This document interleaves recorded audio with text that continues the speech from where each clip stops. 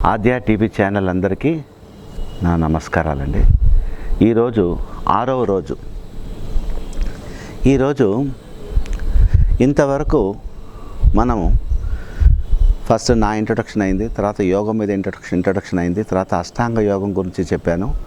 అష్టాంగ యోగం అయిన తర్వాత మళ్ళీ తపస్సు, దాని యొక్క ఫలితాలు, ఇవన్నిటి గురించి మనం మాట్లాడుకున్నాం.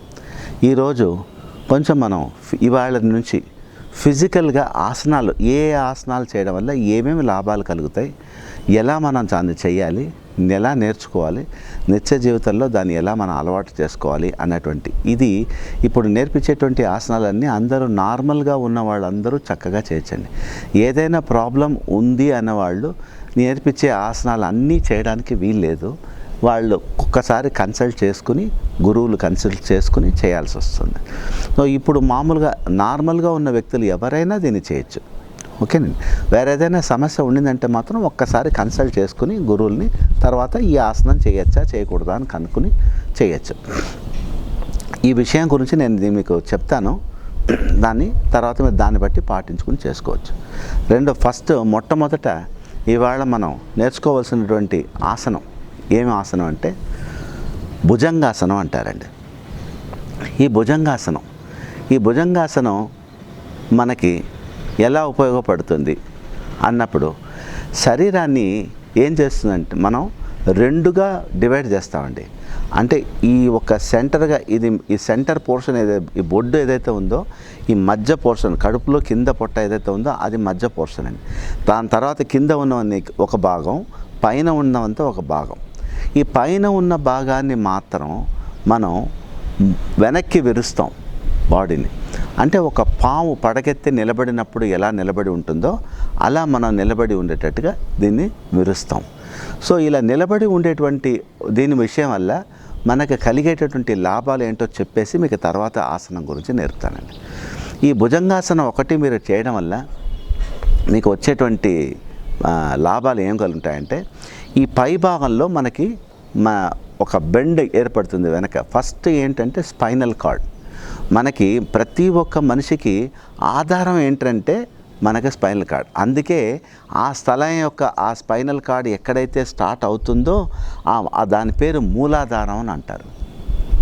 చక్రాల లోపల, షట్చక్రాల లోపల మొట్టమొదటి ఉండేది మనకి మూలాధారం. ఎందుకంటే అది గనక మనకి స్థిరంగా లేకపోతే, అది బలంగా లేకపోతే గట్టిగా కూర్చోలేం, గట్టిగా నిలబడలేం, గట్టిగా నడవలేం, ఏ పని చేయలేం.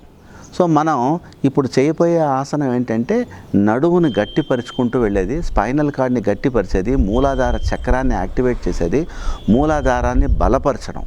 ఆ బలపరచడం అన్నటువంటి ఒక విషయం చేస్తాం. రెండవది, ఇది చేయటం వల్ల మనకి చెస్ట్ని బాగా ఎక్స్పాండ్ చేసి బడల్పుగా పెడతాం. అప్పుడు లోపల మన చెస్ట్ లోపల ఉండేటువంటి దీని దగ్గర ఊపిరితిత్తులు కానీ, లేకపోతే మన లంగ్స్, ఊపిరితిత్తులు, మళ్ళీ ఇవన్నీ కూడా లోపల ఉండేటువంటి అన్నీ కూడా మనకి గాలి ఫుల్గా తీసుకోవడానికి అనుగుణంగా తయారవుతుంది. ఎప్పుడైతే మనం ఇట్లా ముందుకు బెండ్ చేస్తామో, బెండ్ చేసేటప్పుడు మొత్తం వెడల్పై ఎంత స్థలం ఉండాలో ఆ స్థలానికంటే కొంచెం ఎక్కువ స్థలం, అంటే ఓవర్గా కాదు, కొంచెం ఫ్రీగా దాన్ని చేసి ఆ యొక్క లోపల ఉండే ఆర్గన్స్ ఏదైతే ఉన్నాయో ఆ ఆర్గన్స్ అన్నీ చక్కగా వాటి పనిని చేయడానికి కావాల్సినటువంటి ఎనర్జీ లెవెల్స్ని మనం ఇస్తాం. అలా ఇచ్చినప్పుడు ఆ ఆసనం ఎంత గొప్పగా మనకి రిజల్ట్ ఇస్తుందంటే, ఎటువంటి ఊపిరికి సంబంధించిన ప్రాబ్లమ్స్, లంగ్స్కి సంబంధించిన ప్రాబ్లమ్స్ నుంచి అయినంత వరకు మనం బయటపడగలుగుతాం ఈ ఒక్క భుజంగాసనం చేయడం వల్ల.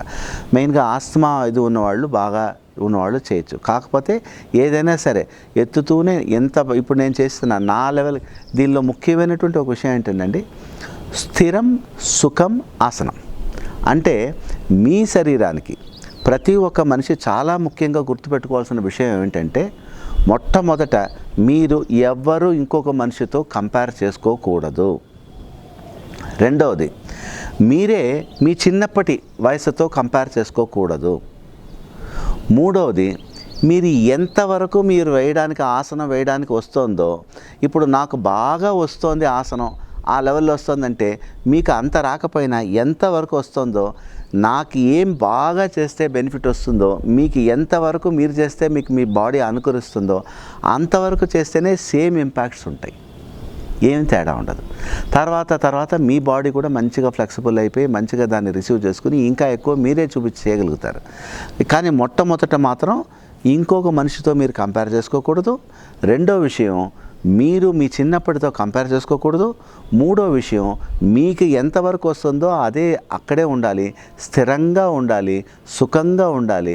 ఆ 3 పాయింట్స్ మీరు ఖచ్చితంగా మనసులో పెట్టుకుని మీరు ఆలోచన చేసుకుంటూ ఆసనాలు నేర్చుకోవాలి.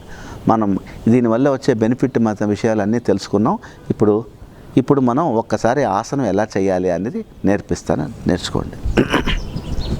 మనము మొట్టమొదట ఇలా బోర్లా పడుకోవాలండి. ఇలా బోర్లా పడుకుని ఈ 2 చేతులు చెస్ట్కి, దీంట్లో మెజర్మెంట్ దేన్ని బట్టి వస్తుందంటే అని ప్రతి ఒక్కళ్ళకి వాళ్ళ చెస్ట్ లెవెల్ అనేది మారుతూ ఉంటుంది. ఈ చెస్ట్ లెవెల్ ఎంత మారుతుందో కరెక్ట్గా ఈ షోల్డర్కి కింద భాగానికి మీరు చేయి పెట్టేయాలి. అంటే ఈ చెస్ట్కి దగ్గరగా, ఈ చెస్ట్ ఏదైతే ఉందో ఆ చెస్ట్కి దగ్గరగా చెయ్యి ఇట్లా పెడతాం. సో మీరు ఆటోమేటిక్గా మీ బాడీకి మీరు ఎంత వెడల్పుగా చేయి పెట్టుకోవాలి అన్నది ఆ మెజర్మెంట్ మీకు అక్కడే దొరికిపోతుంది. ఓకేనండి, ఇలా పెట్టుకోవాలి. వెనకాల కాలి మడమలు 2 ఒక దగ్గరగా పెట్టాలి. బొటన్ వేల్ని ఒక దగ్గర, కాలి మడవల్ని ఒక దగ్గర పెట్టి ఇప్పుడు మనం ఏం చేయాలంటే నడుము నుంచి పై భాగానికి పైకి లేపాలి. ఈ పైకి లేపేటప్పుడు బ్రీత్ ఇన్ చేసుకుంటూ పైకి లేపాలి. మళ్ళీ అక్కడ మీరు పైన లేచి ఉన్నప్పుడు ఎంతసేపు ఉంటారో మీరు స్తంభనైనా చేసి ఉండొచ్చు, కానీ స్తంభన అలవాటు లేనిదే చేయకూడదు. నార్మల్ బ్రీతింగ్లో చేసుకుంటూ మళ్ళీ కిందకు వచ్చేసరికి గాలి వదిలేసేసి రావాలి. ఇట్లా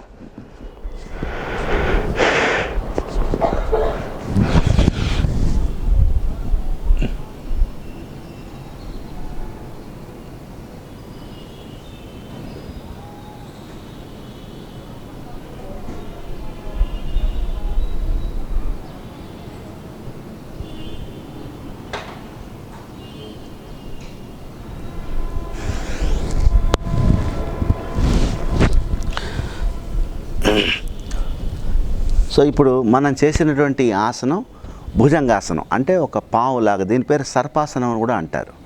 పాము ఎలాగైతే పడగెత్తేటప్పుడో ఇలా నిలబడి ఉన్నప్పుడో ఉంటుందో అలా మన ముందర భాగం, తల భాగాన్ని మనం పైకి లేపి 1 నిమిషం ఉంచి ఎంతసేపు మనకు వీలవుతుందో అదే అక్కడ మళ్ళీ ముఖ్యమైన పాయింట్, స్థిరం సుఖం ఆసనం. ఎంత స్థిరంగా, ఎంత హాయిగా, ఎటువంటి ఇబ్బంది లేకుండా మనం ఏ స్టేజ్లో మనం ఉండగలుగుతామో అంతనే ఉండాలి. సో ఇది భుజంగాసనం అండి.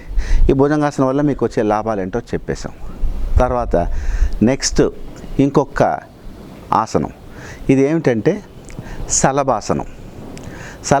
ఇవి 2 ఆసనాలు మీకు ఏంటంటే ఈ 2 ఒకటికొకటి సంబంధం ఉండేటువంటి ఆసనం, ఇంటర్లింక్డ్ ఒక రకంగా చెప్పాలంటే. ఎందుకు ఇంటర్లింక్డ్ అంటే ఇది ముందు భాగాన్ని ఇలా పైకి లేపుతారు. అది శలభాసనం ఏంటంటే మీరు ఎలా పడుకుని ఇప్పుడు ఎలా చేశారో అలాగే శలభాసనం వెనకాల కాలు భాగాన్ని, నడుము దగ్గర నుంచి కాలు భాగాన్ని పైకి లేపడం. సో ఈ శలభాసనం మనకి చేసేటప్పుడు వెనక భాగం మనకి పైకి లేస్తుంది. అప్పుడు మనకి ఏమవుతుంది, వెనక భాగం నడుము దగ్గర నుంచి మూలాధార చక్రం ఇక్కడ కింద దగ్గర నుంచి ఆ వెనకలో ఉన్న పార్ట్ అంతా పైకి లేస్తుంది. పైకి లేచేటప్పుడు మన హ్యామ్స్ట్రింగ్స్ కానీ, మోకాళ్ళు కానీ, పిక్కలు కానీ, కింద ఉండే పాదం కానీ అన్నీ కూడా అవన్నీ పైకి ఒకసారి లేవడంతో సర్క్యులేషన్ పైనుంచి కిందకి ఇలా జారిపోతూ మనకి వస్తుందన్నమాట. సో ఇలా మనకి సర్క్యులేషన్ చాలా బాగా చేయడానికి ఇవి 2 మెయిన్గా నడుము భాగాన్ని రిలాక్స్ చేసేస్తుంది. నడుము భాగాన్ని మనకి ఎప్పుడైతే రిలాక్స్ చేసి గట్టిపరుస్తూ వస్తామో దాన్ని స్ట్రెంగ్తన్ చేసుకోవాలి. స్ట్రెంగ్తన్ చేసుకోవడం అంటే ఓన్లీ మనం రఫ్గా దాన్ని చేసి గట్టిపరచడం కాదండి. ఎంత స్పైనల్ కార్డ్ని ఎంత రిలాక్స్గా మీరు ఎంత ఫ్లెక్సిబుల్గా పెట్టగలుగుతారో అంత ఆరోగ్యవంతులుగా మీరు ఉంటారు. సో అన్నీ కూడా దేని మీద ఆధారపడి ఉంటుంది, స్పైనల్ కార్డ్ మీద ఆధారపడే ఉంటుంది. అందుకే మూలాధార చక్రం అంటారు దాన్ని, ఆ బేస్ని. ఆ మూలాధార చక్రాన్ని ఫస్ట్ రిలాక్సేషన్, ముందుకి వెనక్కి, ఫస్ట్ ఇటుపక్క లేపాం, తర్వాత ఇటుపక్క వెనక్కి లేపుతాం. ఆ లేపడం వల్ల 2 పక్క లేపడం వల్ల మనకి ఇప్పుడు స్పైనల్ కార్డ్ మీద ఇది కూడా పడుతుంది. సేమ్ దానికి ఏమేమంత లాభాలు ఉన్నాయో ఆల్మోస్ట్ దీనికి కూడా అంతే లాభాలు ఉంటాయి. మళ్ళీ మనకి చక్కగా ఇది ఒకసారి చేసి అయిపోయిన తర్వాత మోషన్ ఫ్రీ కాన్స్టిపేషన్ కూడా బాగా హెల్ప్ చేస్తుందండి ఈ శలభాసన. అదొకటి. రెండవది ఇది కూడా మీకు కింద కాళ్ళ భాగానికి నడుము దగ్గర నుంచి నడుము కూడా కలుపుకుని నడుము దగ్గర నుంచి కాళ్ళ భాగం వరకు మీకు సర్క్యులేషన్ని బాగా పెంచుతుందండి. ఎందుకంటే ఒక్కసారి ఒక బాటిల్ని మీరు ఖాళీ చేసేసి మళ్ళీ దాన్ని నీళ్లు పట్టారంటే ఎలా నిండుతుందో అలాగే బ్లడ్ సర్క్యులేషన్ని ఒక్కసారి మీరు రివర్స్ ప్రాసెస్కి కొంచెం హెల్ప్ చేసినప్పుడు కింద నుంచి ఇప్పుడు హార్ట్ నుంచి మనకి 3 minutes పడుతుందండి ఒకసారి బ్లడ్ సర్క్యులేషన్ అవ్వటానికి. అంటే ఇక్కడి నుంచి తీసుకుని కిందకి వెళ్ళి కాళ్ళ దగ్గర నుంచి మళ్ళీ వచ్చి మళ్ళీ బ్రెయిన్ దగ్గరికి తల మీదకి వెళ్ళి మళ్ళీ అక్కడి నుంచి హార్ట్కి వచ్చి 3 minutesలో వస్తుంది. సో ఇప్పుడు ఆ సర్క్యులేషన్ ఏదైతే అవుతుందో ఆ సర్క్యులేషన్ అయిన విషయాల్లో ఎక్కడెక్కడంతా మనకి ప్రాబ్లమ్స్ వస్తాయంటే మన బాడీలో ఎక్కడెక్కడంతా జాయింట్స్ ఉన్నాయో ఆ జాయింట్స్ అన్ని దగ్గర స్టక్ అయ్యే అవకాశాలు ఉంటాయి. ఈ స్ట్రక్ అయ్యే అవకాశాన్ని మనం ఏం చేస్తాం, ముందర నడుము భాగం మీద రెండింటి మీద ప్రెషర్ వేసి ముందు భాగం నుంచి కొంచెం రిలాక్స్, వెనక భాగం నుంచి ప్రెస్ చేసి కొంచెం రిలాక్స్, ఈ 2 వైపులు మనం చేయటం వల్ల మనకి ఆ సర్క్యులేషన్ మెయిన్గా నడుము దగ్గర ఏదైనా స్టాగ్నేషన్ ఆగిపోతుంది అని అన్నప్పుడు మనకి అది ఆపి ఫ్రీ అయిపోతుంది. సో ఈ 2 ఆసనాలు చేయడం వల్ల ఎంతో మనకి బ్లడ్ సర్క్యులేషన్కి హెల్ప్ అవుతుంది. తర్వాత ఈ హ్యామ్స్ట్రింగ్స్ తొడల దగ్గర, మళ్ళీ జాయింట్స్ నీస్ దగ్గర, మళ్ళీ పిక్కలు, మళ్ళీ కాళ్ళు, నడుము దగ్గర నుంచి అంతా మనకి టోటల్గా మనకి హెల్ప్ అవుతుంది. హెల్ప్ అవడం వల్ల రివర్స్ చేసి మనం ఒక్కసారి సర్క్యులేషన్ చేయడం వల్ల ఒకవేళ స్టాగ్నేషన్ ఉన్నా కూడా ఒక్కసారి ఖాళీ చేసిన బాటిల్లో ఖాళీ చేసేసి మళ్ళీ మనం నీళ్ళు నింపామంటే ఎంత చక్కగా నింపడానికి అవుతుందో అలా మనకి ఇక్కడ చేయడానికి సర్క్యులేషన్కి బాగా హెల్ప్ అవుతుందండి. అది ఒక్కసారి చూపిస్తాను చూడండి. శలభాసనం.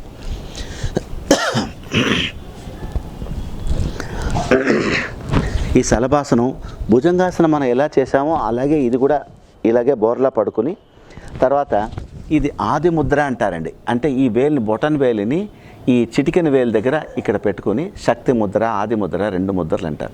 ఇట్లా 4 వేళ్ళని దాని మీద మడిచి పెట్టుకుని ఈ గజ్జల్లో పెట్టుకోవాలండి. లోపల బోర్లా పడుకుని గజ్జల్లో పెట్టుకోవాలి చేతులు, 2 చేతుల్ని.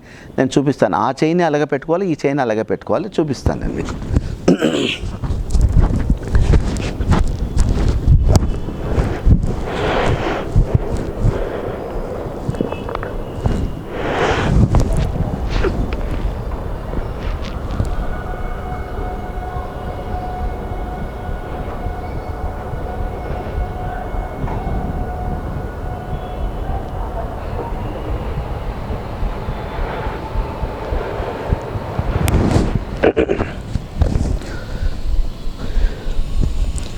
సో ఇప్పుడు ఇది శలభాసనం అండి.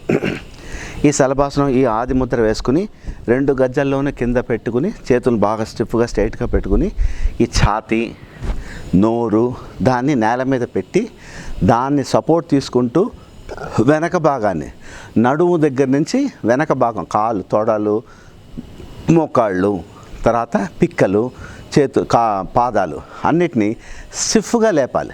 మడిచి లేపకూడదు. స్టిఫ్గా ఎంత మీరు లేపగలిగితే అంత. ఇప్పుడు నేను ఇంత లేపానని అనుకోండి, మీరు ఇంత లేపినా పర్వాలా, తక్కువ లేపినా పర్వాలా, కానీ ఆ లేపిన దానిలో 1 నిమిషం ఉండి మీరు ఉండగలిగిన సేపు ఉండి మళ్ళీ వెంటనే పెట్టేయాలి. మళ్ళీ ఇంకొకసారి చేయాలి. అలా ఒక్కసారి కాకుండా ఒక 4-5 సార్లు వరకు దాన్ని మనం చేసుకోవచ్చు. ఎందుకంటే ప్రాక్టీస్ మేక్స్ మ్యాన్ పర్ఫెక్ట్. ఒకదాన్ని మళ్ళీ ఎంత మనం ప్రాక్టీస్ చేస్తామో అంత చక్కగా మీకు రిజల్ట్ ఉంటుంది. ఓకేనండి. సో ఇది శలభాసనం. ఈరోజు ఈ శలభాసనం నేర్చుకోవడంతో మనం ఈరోజు కార్యక్రమం ముగిస్తాం. 2 ఆసనాలు ఇవాళ నేర్చుకున్నాం. ఒకటి భుజంగాసనం, ఇంకొకటి శలభాసనం. ఆస్తమా పేషెంట్స్ కానీ, ఈస్నోఫిలియా పేషెంట్స్ కానీ వాళ్ళకి తర్వాత నడుముకు సంబంధించిన ప్రాబ్లం ఉన్నవాళ్ళు కానీ స్లోగా ఒక గైడెన్స్ పక్కన, ఒక గురువు పక్కన గైడెన్స్తో దీన్ని మెల్లమెల్లగా నేర్చుకుని మెల్లమెల్లగా ఇంప్లిమెంట్ చేసుకుంటూ వెళ్ళచ్చు. చక్కటి ఫలితాలు ఉంటాయండి ఇటువంటి వాళ్ళకి.